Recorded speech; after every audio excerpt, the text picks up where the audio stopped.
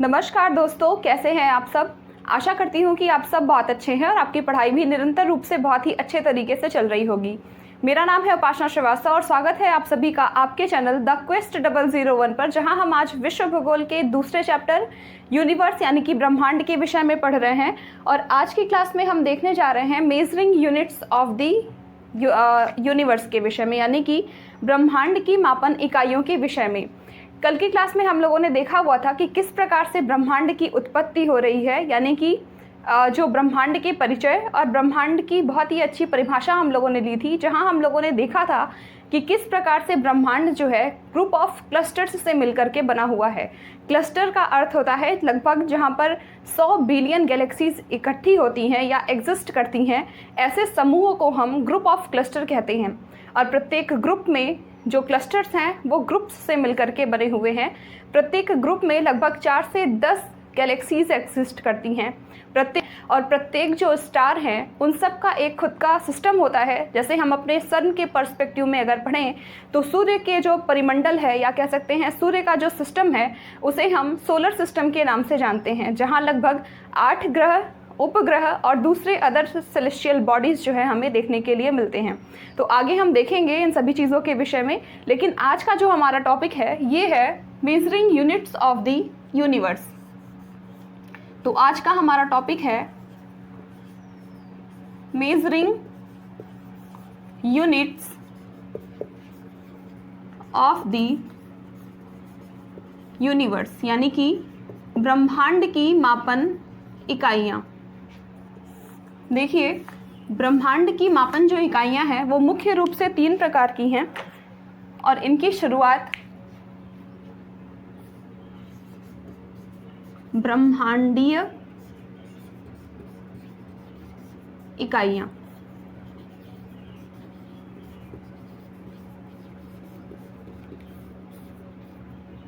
यानी कि ये एक ऐसी इकाइयाँ हैं जो कि ब्रह्मांड में जो पिंड एक दूसरे से कितनी दूरी पर है या कोई भी चीज़ एक दूसरे से कितनी दूरी पर है, ये उस चीज़ की गणना करने के लिए जो है इस चीज़ को बनाया गया। देखिए दोस्तों, जैसे अगर पृथ्वी पर बात की जाए या हमें पता करना हो कि किसी भी स्थान की दूरी कितनी है, अगर मैं आपसे पूछूं कि आपके कॉलेज या आपके स्कूल की दूरी आपसे आपके घर से कितनी है, तो आप बता देंगे कि 4 किलोमीटर या 5 किलोमीटर जो भी, तो हम इसे किलोमीटर में माप लेते हैं। लेकिन अगर यही चीज़ हम ब्रह्मांड के लिए बोले या कहें कि पृथ्वी से किसी दूसरे जो सेलेस्टियल बॉडीज़ हैं इनकी दूरी कितनी है, तो इसे हम बहुत ही आसानी से मेज़रमेंट नहीं कर सकते। इसका क्यों नहीं कर सकते? क्योंकि ये चीज़ें हमसे बहुत ज़्यादा दूर हैं, जिनको हम किलोमीटर में माप नहीं सकते। और इस चीज़ के लिए वैज्ञानिकों ने अलग अलग तरीके की एस्ट्रोनॉमिकल यूनिट्स जो हैं उनकी खोज की, जिनमें लगभग 3 जो मेजरिंग यूनिट्स हैं वो हमें देखने के लिए मिलती हैं। पहली है एस्ट्रोनॉमिकल यूनिट्स, यानी कि खगोलीय इकाई। दूसरी है लाइट ईयर, प्रकाश वर्ष, और तीसरी है पारसिक। तो चलिए आइए इनके विषय में हम समझ लेते हैं। देखिए, जो मेजरिंग यूनिट्स है ये मुख्य रूप से 3 प्रकार की हैं।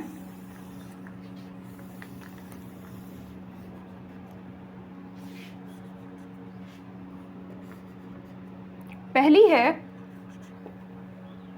Astronomical unit. एस्ट्रोनॉमिकल यूनिट, जिसे हम खगोलीय इकाई भी लिख सकते हैं। खगोलीय इकाई, और ये ब्रह्मांड को मापने की सबसे छोटी इकाई है, स्मॉलेस्ट यूनिट है ये। दूसरी है लाइट ईयर, प्रकाश वर्ष। ये ब्रह्मांड को मापने में सबसे ज़्यादा यूज की जाती है लाइट ईयर का, क्योंकि हम सब जानते हैं कि जो प्रकाश है इसकी स्पीड यूनिवर्स में सबसे ज़्यादा है।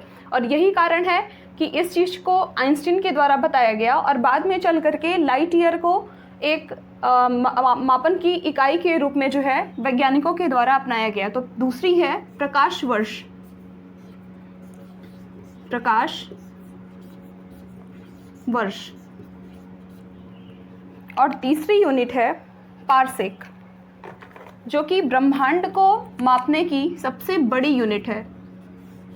तीसरी है पारसेक।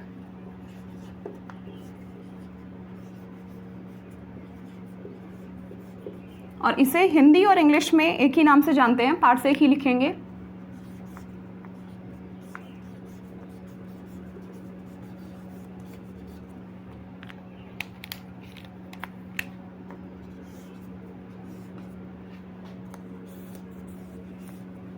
चलिए, तो अब बारी बारी से पढ़ना शुरू करते हैं कि ये यूनिट्स हैं। तो चलिए, पहली यूनिट जो है वो है एस्ट्रोनॉमिकल यूनिट, यानी कि खगोलीय इकाई। देखिए, खगोलीय इकाई या एस्ट्रोनॉमिकल यूनिट एक ऐसी यूनिट है जो कि एवरेज डिस्टेंस को दिखाती है, यानी कि औसत दूरी को दिखाती है पृथ्वी के केंद्र से सूर्य की।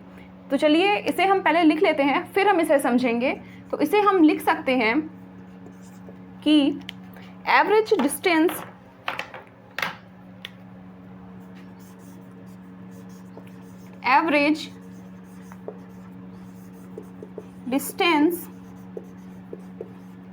of the earth, of the sun, इसे काट दीजिए, of the sun from the earth, यानी कि पृथ्वी के केंद्र से सूर्य की, यहाँ हम लिख ले रहे हैं हिंदी में कि पृथ्वी के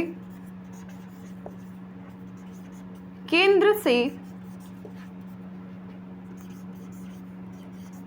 सूर्य की औसत दूरी, सूर्य की औसत दूरी, जिसे हम एस्ट्रोनॉमिकल यूनिट के नाम से जानते हैं।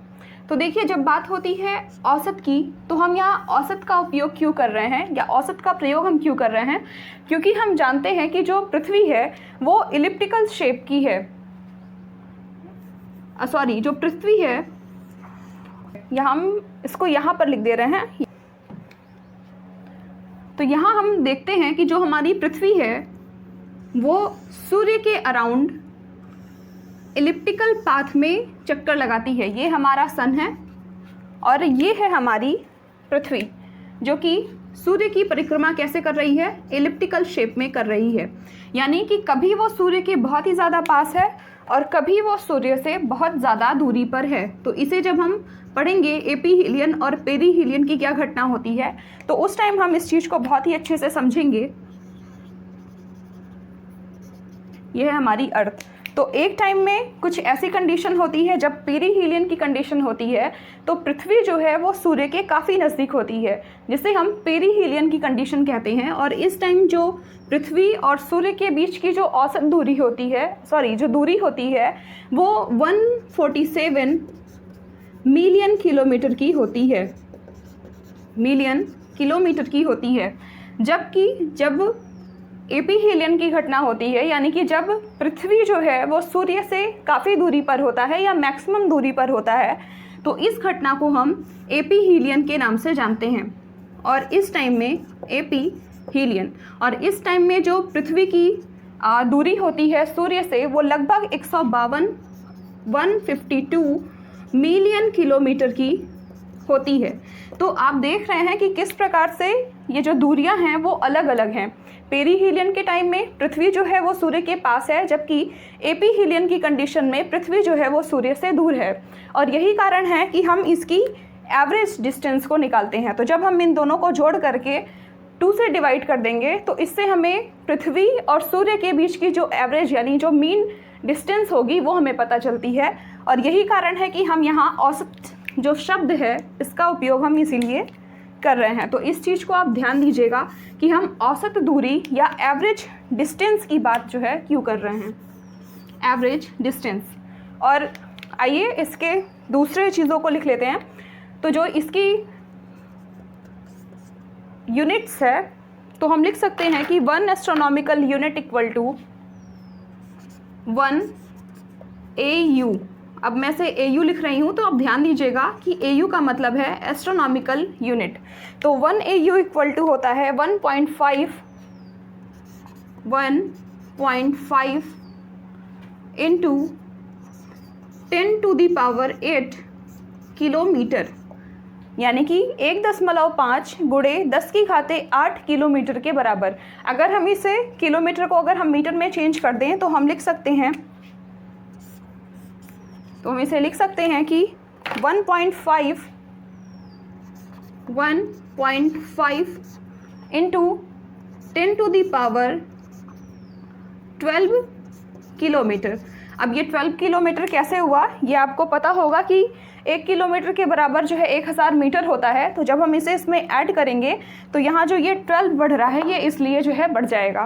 तो ये हो गई एस्ट्रोनॉमिकल यूनिट के विषय में या खगोलीय इकाई के विषय में। दूसरी यूनिट है लाइट ईयर, और ये जो है यहाँ आप एक चीज़ और नोट डाउन कर लीजिए कि ये स्मॉलेस्ट यूनिट है। इसे हम लिख सकते हैं कि स्मॉलेस्ट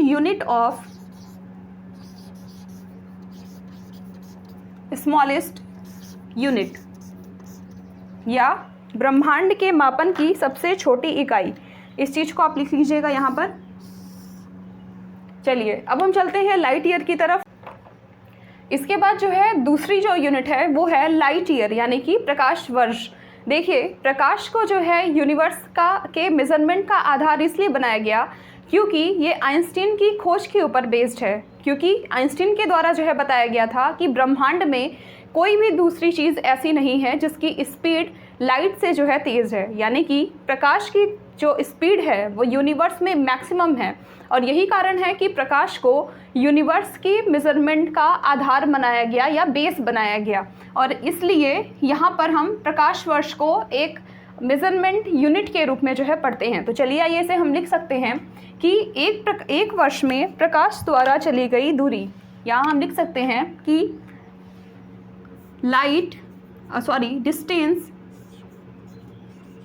डिस्टेंस ट्रेवल्ड बाई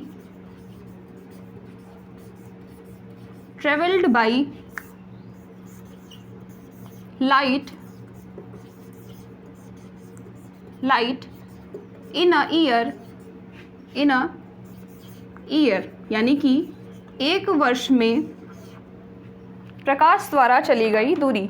इसे हम लिख सकते हैं कि एक वर्ष में प्रकाश द्वारा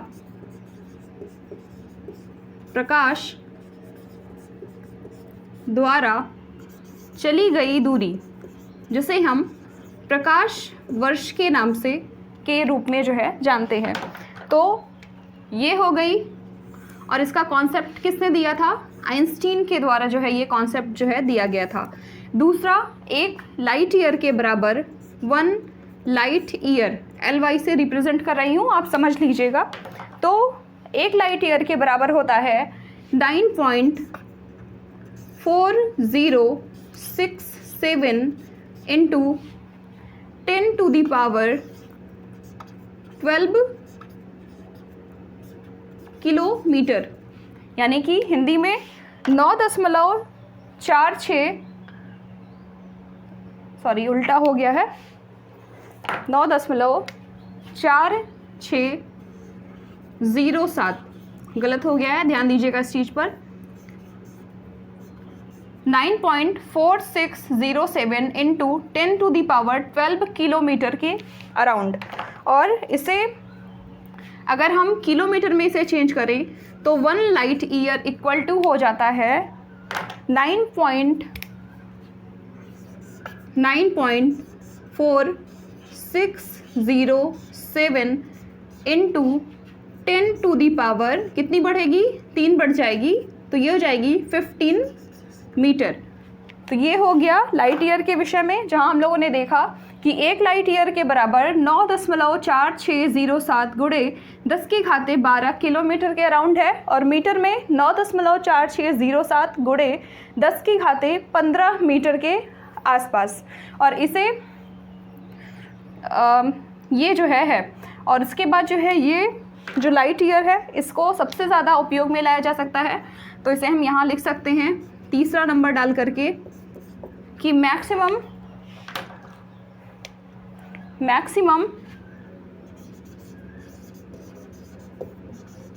यूटिलाइज्ड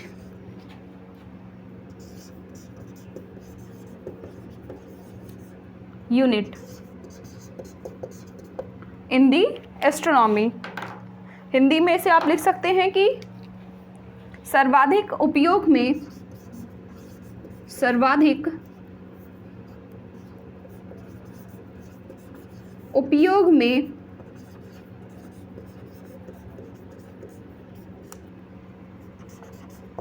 लाई जाने वाली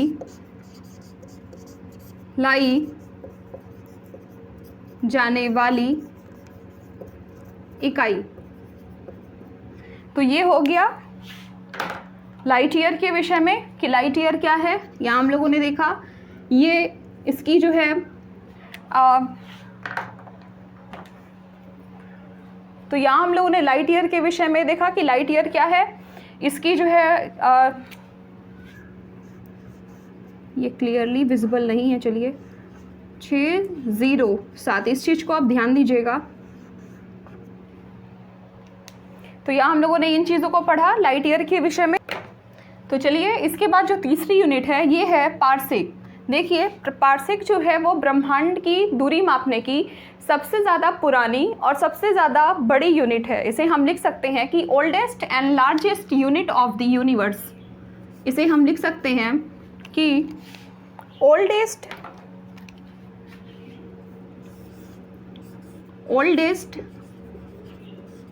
एंड लार्जेस्ट यूनिट। हिंदी में लिख सकते हैं कि सर्वाधिक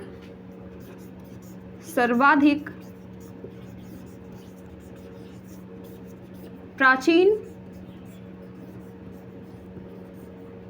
व सबसे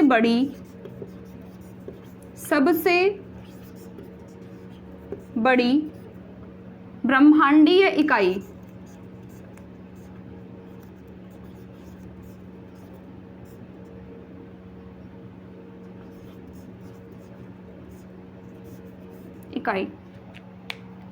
ये थोड़ा गलत हो गया, इस चीज़ को ध्यान दीजिएगा।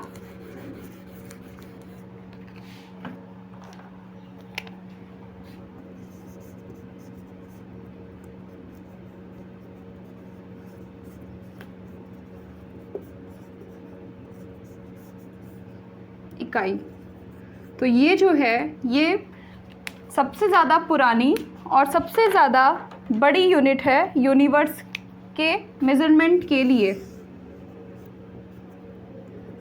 यहाँ है, ध्यान दीजिएगा। और यहाँ लिख दे रही हूँ क्योंकि नीचे जगह नहीं है। तो एक पार्सेक बराबर होता है 1 parsec equal to 3.26 light year. 3.26 light year के बराबर। ध्यान दीजिएगा इस चीज़ को, यहाँ लिखा गया है ये, और इसे हाईलाइट कर दे रही हूँ। तो ध्यान दीजिएगा इस चीज़ को, इतने लाइट ईयर। और एक पार्सेक बराबर होता है एक पार्सेक बराबर होता है 3.08 3.08 into 10 to the power 16 metre के बराबर। इसे थोड़ा हाईलाइट कर दे रही हूँ क्योंकि ये काफ़ी इधर आ गया है। तो इसे हम लिख सकते हैं 3.08 into 10 to the power 16 metre. ध्यान दीजिएगा मीटर में है और अगर किलोमीटर में आप इसे चेंज करेंगे तो ये हो जाएगा 3.08 इंटू 10⁻13 किलोमीटर के बराबर। तो ये जो है ये यूनिट्स हो गई जहाँ हम लोगों ने पढ़ा यूनिवर्स के मेज़रमेंट की यूनिट्स को, जहाँ सबसे पहली थी एस्ट्रोनॉमिकल यूनिट। तो यहाँ हम लोगों ने समझा एस्ट्रोनॉमिकल यूनिट को कि एवरेज डिस्टेंस होती है, यानी कि सूर्य के केंद्र से पृथ्वी की दूरी एवरेज डिस्टेंस, और इसकी जो यूनिट है वो है एक एस्ट्रोनॉमिकल यूनिट बराबर होता है 1.5 इंटू 10⁸ किलोमीटर। इसके बाद हम लोग प्रकाश वर्ष को पढ़ा था, जहाँ हम लोगों ने समझा कि एक वर्ष में प्रकाश द्वारा चली गई दूरी या 1 लाइट ईयर इक्वल टू होता है 9.4607 इंटू 10⁻12 किलोमीटर। और पार्सेक जो है वो सबसे ज़्यादा उपयोग में लाई जाने वाली यूनिट है।